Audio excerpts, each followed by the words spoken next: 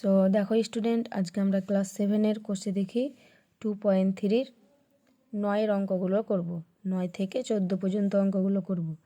বলছে 12,100 টাকা মধু, মানস, কুন্তল ও ইন্দ্রর মধ্যে 2:3:4:2 এই অনুপাতে ভাগ করে দিলে কে কত টাকা করে পাবে। তো মধু, মানস, কুন্তল ও ইন্দ্রর মধ্যে যে টাকাটা যে অনুপাতে ভাগ করে দিয়েছে, তাহলে সেই টাকার অনুপাতটা আমরা লিখে নেব। দেখো, মধু, মানস, কুন্তল ও ইন্দ্রর টাকার অনুপাতটা কত বলেছিল? 2:3:4:2, তাই তো? মধুর টাকার আনুপাতিক ভাগ হারটা কত হবে? এখানে দেখো, যোগ করলে কত হয়? 3 আর দিয়ে 5, 5 আর 4 9, 9 আর দিয়ে কত হয়? 11। তাহলে মধুর টাকার আনুপাতিক ভাগ হার হবে 2-11, মানসের টাকার আনুপাতিক ভাগ হার হবে 3-11, কুন্তলের টাকার আনুপাতিক ভাগ কত হবে? 4-11, এবং ইন্দ্রের টাকার আনুপাতিক ভাগ হার, ইন্দ্রর কত? 2, তাহলে 2-11। এবার আমাকে বলেছিল 12,100 টাকা, টোটাল টাকা কত ছিল? 12,100। তো 12,100-র মধ্যে মধু কত পাবে সেটা আগে বের করি। 12,100 টাকার মধ্যে মধু পাবে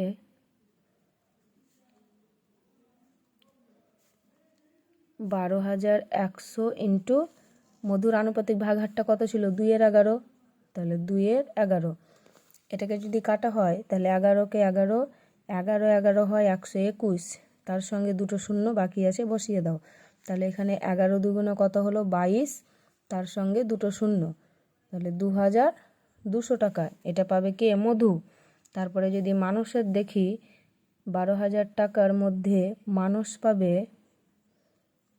12,100 ইন্টু মানসের আনুপাতিক ভাগ হারটা কত ছিল টাকার? 3-11, তাহলে 3/11, 11 11 কত হলো? 121, দুটো শূন্য, তাহলে 3-11 33, তার সঙ্গে দুটো শূন্য, 3,300 টাকা। আর 12,000 টাকার মধ্যে এবার কুন্তল পাবে কত টাকা? 12,100 ইন্টু কুন্তলের আনুপাতিক ভাগ হারটা কত ছিল? 4-11, তাহলে 4-11, 11কে 11, 11 11 121, দুটো শূন্য বসে গেল, 4-11 44, তাহলে 4,400 টাকা।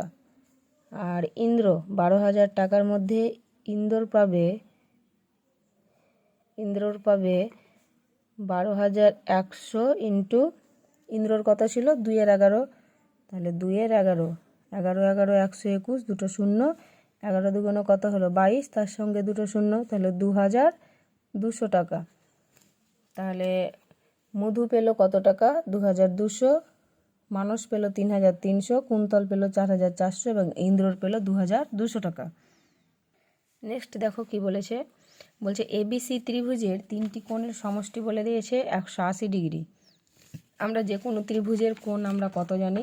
একটা কোণ কত হয়? 180 ডিগ্রি হয়। একটা ত্রিভুজের 3টে কোণের সমষ্টি কত হয়? 180 ডিগ্রি।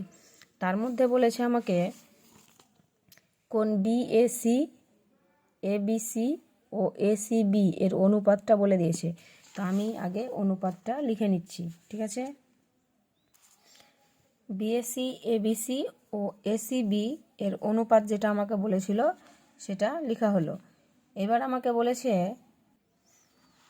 এবার এদের আনুপাতিক ভাগ হারটা বের করে নিব। তাহলে কোণ BAC এর আনুপাতিক ভাগ হার,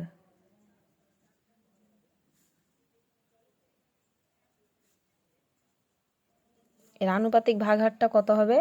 এখানে এই 3টে যোগ করলে কত হয়? অনুপাতগুলো 10 আর 5 15, 15 আর 3 18, তাহলে BACর যেহেতু 3, তাহলে 3/18, এটা তার আনুপাতিক ভাগ হার।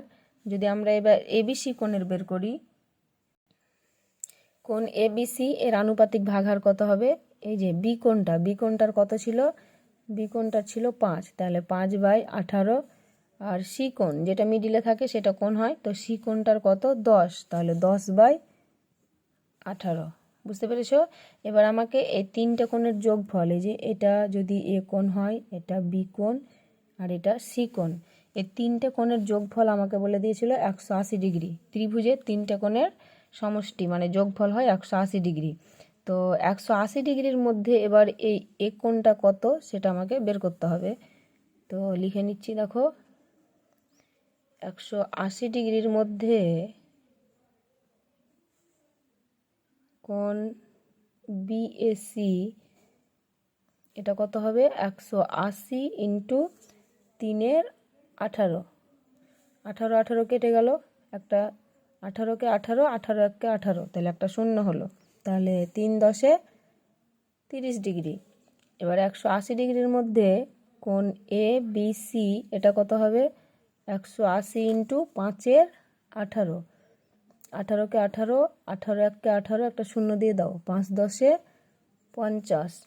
এবার 180 ডিগ্রির মধ্যে কোণ এস সি বি এটা কত হবে, 180 ইন্টু 10 18, এখানে 18, 18কে 18, 18 1কে 18, একটা শূন্য বসে গেল, তাহলে 10 10 100 ডিগ্রি।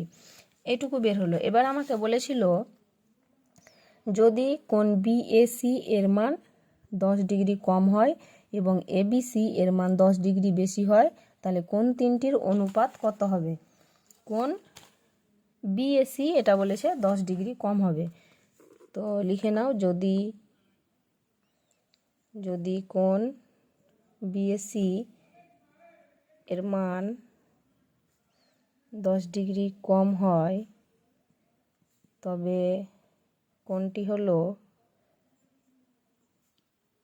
ওর মানটা কত ছিল 30 ডিগ্রি, ওর মানটা ছিল 30 ডিগ্রি, তাহলে 30 থেকে কত, 30 থেকে 10 বাদ দিয়ে দাও, 30 থেকে যদি 10 বাদ দিয়ে দিই তাহলে হবে কত, 20 ডিগ্রি। আবার আমাকে বলেছে এটা বিএসি হলো, এবার আমাকে বলেছে এবিসি, কোণ এবিসি, কোণ এ বিসি এর মান 10 ডিগ্রি বেশি হলে, এর মান 10 ডিগ্রি বেশি হলে তবে কোণটি হলো কত, 50 ছিল, তাহলে 50-এর সঙ্গে 10 কি হয়ে গেল, যোগ হয়ে গেল, তাহলে হয়ে গেল আমার কত, 60 ডিগ্রি। ওকে, এবার কোণ তিনটির পরিমাপ আমাকে, কোণ তিনটের অনুপাত বের করতে বলেছে, তাহলে অতএব কোণ বিএসি অনুপাত এবিসি অনুপাত এসিবি সমান কত হবে, 20 ডিগ্রি। দেখো বিএসি এটা পেয়েছি 20 ডিগ্রি, আর এবিসি এটা পেয়েছি 60 ডিগ্রি, আর এসিবিটা 100। দেখো এই তিনটে কোণ যে পেলাম, এই তিনটে কোণ পেয়ে কি আমার 180 ডিগ্রি এসছে, অবশ্যই। 60 আর 20 80, 80-র সঙ্গে 100 যোগ করলে 180 হয়, তাহলে তিনটে কোণের যোগফল আমরা 180 পেয়ে নিয়েছি, তাহলে নিশ্চয়ই ঠিক আছে। তাহলে এটা যদি কাটি, 20 1কে 20, 3 20 60, 5 20 100, তাহলে 1:3:5। ওকে, বুঝতে পেরেছো। নেক্সট দেখো কি বলেছে, 11 অঙ্কটা বলেছে 9000 টাকা 3 বন্ধুর মধ্যে এমনভাবে ভাগ করে দিই যেন প্রথম বন্ধু যা পায় দ্বিতীয় বন্ধু তার দ্বিগুণ পায় এবং তৃতীয় বন্ধু প্রথম 2 বন্ধুর প্রাপ্য মোট টাকার অর্ধেক পায়। কে কত টাকা পায় হিসাব করি। এখানে আমরা একটু হিন্টস দিয়ে দিয়েছে, যেহেতু বলেছিল যে প্রথম বন্ধু যেটা পাবে দ্বিতীয় বন্ধু তার দ্বিগুণ পাবে, তাহলে প্রথম বন্ধু যদি 1 টাকা পায় তাহলে দ্বিতীয় বন্ধু 2 টাকা পাবে। আর তৃতীয় বন্ধু কি বলেছিল, যে প্রথম 2 বন্ধুর মোট টাকার অর্ধেক, তাহলে প্রথম বন্ধু যদি 1 টাকা হয়, দ্বিতীয় বন্ধু যদি 2 টাকা হয়, তাহলে এদের টাকাটা যোগ করলে কত হয়েছে 3, তাহলে এদের অর্ধেক পাবে, তাহলে 3/2 টাকা। তাহলে প্রথম বন্ধুর প্রাপ্য টাকা অনুপাত দ্বিতীয় বন্ধুর প্রাপ্য টাকা, তৃতীয় বন্ধুর প্রাপ্য টাকার অনুপাতটা কত হবে, তাহলে 1:2:3/2। এবার আমাকে বলেছে কে কত টাকা পাবে 9000 টাকার মধ্যে, সেটা তোমরা দেখে নাও। দেখো আমরা একটু লিখে নিলাম, যে ধরি প্রথম বন্ধু 1 টাকা, দ্বিতীয় বন্ধু 2 টাকা, আর তৃতীয় বন্ধু তাহলে পাবে কত, 3/2 টাকা। প্রথম বন্ধুর প্রাপ্য টাকা অনুপাত দ্বিতীয় বন্ধুর প্রাপ্য টাকা অনুপাত তৃতীয় বন্ধুর প্রাপ্য টাকা। প্রথম বন্ধুর 1 টাকা ছিল, দ্বিতীয় বন্ধুর 2, আর তৃতীয় বন্ধুর এদের দুজনার যোগ করে অর্ধেক পেয়েছে, তাই তো। এবার দেখো এটা অপ্রকৃত ভগ্নাংশ চলে আসছে, তো এটাকে যদি আমি 2 দিয়ে গুণ করি, এইটাকে যদি আমি 2 দিয়ে গুণ করি তাহলে 2 2 কেটে পাবো 2 দিয়ে কেটে আমি এখানে 3 পাবো, তাহলে এটাকেও 2 দিয়ে গুণ করে দাও, তাহলে এটা 4, আর এটাকে 2 দিয়ে গুণ করে দিলে এটা হয়ে যাবে 2। তাহলে এটা আমার প্রত্যেকটা পূর্ণ সংখ্যায় চলে এলো। এবার আমাকে 9,000 টাকার মধ্যে 3 বন্ধুকে ভাগ করে দিতে হবে। তো প্রথম বন্ধুর আনুপাতিক ভাগহারটা বের করে নিই। প্রথম বন্ধুর টাকার আনুপাতিক ভাগহার, প্রথম বন্ধুর আনুপাতিক ভাগহারটা কত হবে? 2 এগুলো যোগ করলে কত হয়? 4 আর 2 6, 6 আর 3 9, তাহলে 2 এর 9। এবার দ্বিতীয় বন্ধুর আনুপাতিক ভাগহার, দ্বিতীয় বন্ধুর টাকার আনুপাতিক ভাগহার কত হবে? 4 এর 9। আর তৃতীয় বন্ধুর কত হবে? তৃতীয় বন্ধুর আনুপাতিক ভাগহারটা কত হবে? 3 এর 9। তাহলে এবার 9,000 টাকার মধ্যে কে কত টাকা পাবে?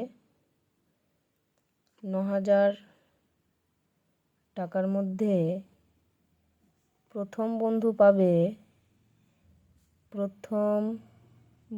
পাবে 9,000 ইন্টু 2 এর 9, 9 একে 9, 9 একে 9, 3টে শূন্য বসিয়ে দাও, তাহলে 1,000-এর সঙ্গে 2 গুণ করলে কত হয়? 2,000 টাকা। এটা পেল প্রথম বন্ধু। এবার 9,000 টাকার মধ্যে দ্বিতীয় বন্ধু কত টাকা পাবে? 9,000 ইন্টু দ্বিতীয় বন্ধুর কত ছিল আনুপাতিক ভাগহারটা? 4 এর 9, 9 একে 9, 9 একে 9, 3টে শূন্য বসিয়ে দাও, তাহলে 4 গুণিত 1000, 4,000 টাকা। এবারে তৃতীয় বন্ধু কত পাবে? তৃতীয় বন্ধু পেল 9,000 ইন্টু 3 এর 9, তাহলে 9 একে 9, 9 একে 9, 3টে শূন্য বসিয়ে দাও, তাহলে 3 গুণিত 1000, তাহলে 3,000 টাকা। দেখো প্রথম বন্ধু পেল 2,000 টাকা, দ্বিতীয় বন্ধু 4,000 টাকা, তৃতীয় বন্ধু 3,000 টাকা। 4 আর 2 6, 6 আর 3 9, 9,000 টাকা 3 জনকে ভাগ করে দিলাম। নেক্সট দেখো 12 নম্বর অঙ্ক কি বলেছে। আমাদের গ্রামের রাস্তা তৈরির জন্য পরপর 4 বছরের খরচের অনুপাত যদি এত অনুপাত হয় এবং ওই 4 বছরে যদি এত লক্ষ টাকা খরচ হয়, তবে হিসাব করে দেখি দ্বিতীয় বছরে কত টাকা খরচ হয়েছে।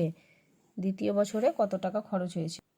দেখো প্রথম, দ্বিতীয়, তৃতীয় ও চতুর্থ বছরের খরচের অনুপাতটা 2:4, 3:2। এবার প্রথম বছরের যে খরচ তার আনুপাতিক ভাগহারটা বের করে নেব। দেখো প্রথম বছরের খরচের আনুপাতিক ভাগহারটা কত হবে? প্রথম বছরের অনুপাতটা কত ছিল? 2, তাহলে 2 কত হবে বলো? 2 এগুলো যোগ করলে কত হয়? 4 আর 2 6, 6 আর 3 9, 9 আর 2 11, তাহলে 2/9, 2/11। এটা কত হবে? দ্বিতীয় বছরে 4/11, তৃতীয় বছরে 3/11, আর চতুর্থ বছরে আবার 2/11। এটা প্রথম, দ্বিতীয়, তৃতীয় ও চতুর্থ বছরের আনুপাতিক ভাগহারটা পেয়ে নিলাম। আমার টোটাল টাকা কত বলেছিল? টোটাল টাকা বলেছিল 132 লক্ষ টাকা। তাহলে 132 লক্ষ টাকার মধ্যে প্রথম বছরের খরচটা বের করে নেব। 132 লক্ষ টাকার মধ্যে প্রথম বছরের খরচ তাহলে কত হবে?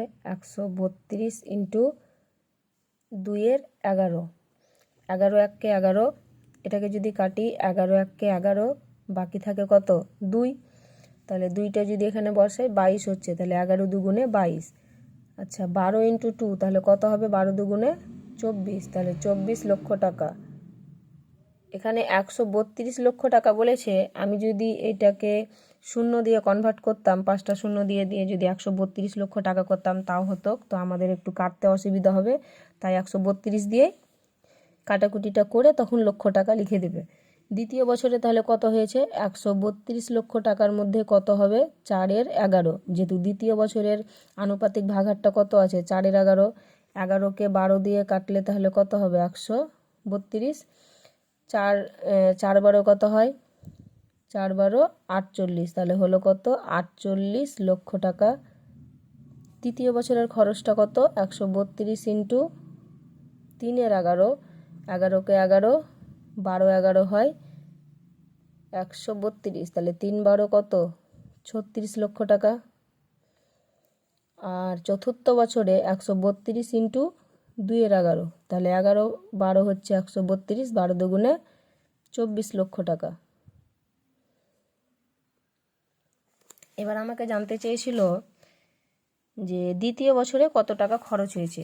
তাহলে অতএব দ্বিতীয় বছরে 48 লক্ষ টাকা খরচ হয়েছে। আর তারপর জানতে চেয়েছে আবার প্রথম ও তৃতীয় বছরের মোট টাকা খরচ হয়েছে সেটার হিসাব করি। মানে প্রথম আর তৃতীয় বছর বলেছে, তাহলে প্রথম আর তৃতীয়তে আমি কত পেয়েছি? প্রথম পেয়েছি 24 আর তৃতীয় পেয়েছি 36, তাহলে সেটা কি করতে হবে? যোগ করে দিতে হবে। অতএব প্রথম ও তৃতীয় বছরে প্রথম হয়েছে কত? 24, আর তৃতীয় বছরে হয়েছে 36, তাহলে 24 আর 36 কত হবে? 60, তাহলে 60 লক্ষ টাকা খরচ হয়েছে। বুঝতে পেরেছ? নেক্সট দেখো 13 নম্বর অঙ্ক কি বলছে। বিনয়বাবু তার অবসর গ্রহণের সময় এককালীন 1,96,150 টাকা পেলেন। তিনি 20,000 টাকা বিদ্যালয়ের গ্রন্থাগারে দান করলেন এবং বাকি টাকা তিনি তার স্ত্রী পুত্র কন্যার মধ্যে এত অনুপাতে ভাগ করে দিলেন। হিসাব করে দেখি তিনি কাকে কত টাকা দিয়েছে। তো অবসর গ্রহণের সময় তিনি যে 1,96,150 টাকা পেলেন এবং 20,000 টাকা বিদ্যালয়ের গ্রন্থাগারের জন্য দান করলেন, তাহলে বাকি টাকাটা কত থাকছে সেটা আমরা আগে বের করে নেব। তো অবসর গ্রহণের সময় তিনি 1,96,150 টাকা পেলেন, গ্রন্থাগারে 20,000 টাকা দান করলেন, তাহলে বাকি থাকছে কত? 1,96,150 থেকে 20,000 টাকা বাদ দিলে 1,76,150 টাকা। এই যে বাকি টাকাটা 1,76,150 টাকা, এইটা তার স্ত্রী পুত্র এবং মেয়ের মধ্যে কি করেছিল? ভাগ করে দিয়েছিল। তো নেক্সট লিখছি, দেখো তার স্ত্রী পুত্র ও কন্যার টাকার অনুপাতটা কত ছিল? 5:4:4। তাহলে তার স্ত্রীর টাকার আনুপাতিক ভাগহারটা কত হবে? 5 আর 4 কত? 9, 9 আর 4 13, তাহলে 5-এর 13, এটা হবে 4-এর 13, আর কন্যার আনুপাতিক টাকার ভাগহারটা কত হবে? এটাও 4-এর 13। তাহলে এবার 1,36,150 টাকার মধ্যে কাকে কত টাকা দিয়েছে? দেখো স্ত্রীকে দিলেন কত? 1,76,150 টাকা, 5-এর 13, তাহলে এটা যদি কাটি 13 1-কে 13, এটা 17 আছে, তাহলে 13 1-কে 13। আচ্ছা 13 1-কে 13, তাহলে কত দিলে 17 হয়? তাহলে 13 1-কে 13, তাহলে এখানে কত থাকছে? 4, তাহলে এখানে হলো 46। তাহলে 13 1-কে 13, 13 দুগুণে 26, 3 13 39, তাহলে 39 হয়ে গেল। তাহলে আমার 46-এর কত বাকি থাকছে? 7, তাহলে এখানে আমার হচ্ছে কত? 71, তাহলে 5 13 65। আচ্ছা 65 হয়ে গেল, তাহলে আমার আবার থাকছে কত? 6, তাহলে এটাও 65 হয়েছে, 6 5 65, আবার 5 13 65, তাহলে একটা শূন্য বাকি আছে, সেটা বসে গেল। এবার 5কে যদি এটা গুণ করা হয়, 5 আর 0 গুণ করলে 0 হয়, 5 5-এ 25-এর 5, হাতে থাকলো 2, 5 5-এ 25 আর 2-এ 27-এর 7, হাতে 2, 5 3-এ 15 আর 2-এ 17-এর 7, হাতে 1, 5 1-কে 5 আর 1-এ 6, তাহলে 67,750 টাকা তার স্ত্রীকে দিল। পুত্রকে কত টাকা দিয়েছি দেখি। 13 1-কে 13, 13কে যদি 13,550 দিয়ে কাটা হয়, তাহলে 1,76,150 হবে। এটাকে 4 দিয়ে গুণ করলে হবে 54,200 টাকা। আর তার কন্যাকে দিলেন কত? 13 দিয়ে এটাকে কাটলে 13,550, এটাকে 4 দিয়ে গুণ করলে তাহলে 54,200 টাকা। যেহেতু তার পুত্র এবং কন্যাকে সমান অনুপাতে দিয়েছিল, 4:4, ওই জন্য একই রকম টাকাটা বের হবে। তাহলে স্ত্রীকে দিলেন 67,750 টাকা, পুত্রকে দিলেন 54,200 টাকা এবং কন্যাকেও দিলেন 54,200 টাকা। নেক্সট অঙ্ক আমাদের দেখো, বলছে আমিনুর চাচা তার 35 কাঠা জমিতে 4:3 অনুপাতে বেগুন ও পটল চাষ করেছেন। তাহলে আমিনুর চাচা তার 35 কাঠা জমির মধ্যে কত কাঠাতে বেগুন এবং কত কাঠাতে পটল চাষ করেছে সেটা আগে আমরা বের করে নিচ্ছি। 14 নম্বরের অঙ্ক। দেখো বেগুন ও পটলের অনুপাতটা কত ছিল? 4:3। তাহলে বেগুনের আনুপাতিক ভাগটা কত হবে? 4 আর 3 যোগ করলে কত হয়? 7, তাহলে 4-এর 7, আর পটলের আনুপাতিক ভাগটা কত হবে? 3/7। তার মোট কত কাঠা জমি ছিল? 35 কাঠা। তাহলে 35 কাঠা জমির মধ্যে 35 কাঠার জমির মধ্যে বেগুন চাষ করেন কত কাঠাতে? 35 ইন্টু বেগুনের কত ছিল? 4/7। তাহলে 7 একে 7, 5 7 35, তাহলে 4 5 20 কাঠায়। 35 কাঠার জমির মধ্যে বেগুন চাষ করেন 20 কাঠায়, এবং 35 কাঠা জমির মধ্যে তাহলে পটল চাষ করেন কত কাঠায় সেটা বের করতে হবে। 35 কাঠার জমির মধ্যে পটল চাষ করেন 35 ইন্টু 3/7, 7 একে 7, 5 7 35, তাহলে 3 5 কত? 15 কাঠায়। এবার আমাকে পরে বলেছে প্রতি কাঠায় মানে এক কাঠায় বেগুন থেকে 150 টাকা ও প্রতি কাঠায় পটল থেকে 125 কাঠা লাভ করেন। দেখো 20 কাঠায় তিনি তাহলে কত টাকার বেগুন চাষ করেন? তাহলে 20 ইন্টু 150, মানে 3000 টাকার বেগুন চাষ করেন। আর 15 কাঠায় কত টাকার তিনি পটল চাষ করেন? যেহেতু পটলে বলেছিল প্রতি কাঠায় 125 টাকা লাভ, তাহলে 15 ইন্টু 125 সমান কত হবে? 125কে 15 দিয়ে গুণ করলে 5 5 25, 5 হাতে 2, 5 2 10, হাত দিয়ে 12, হাতে 1, 5 1 5 1 6, 5 1 5 2 1, 5 5 দিয়ে 7, 6 দিয়ে 8, তাহলে 1875 টাকার বেগুন চাষ করেন। এবার আমাকে বলেছে বেগুন ও পটল চাষের লাভের পরিমাণের অনুপাত।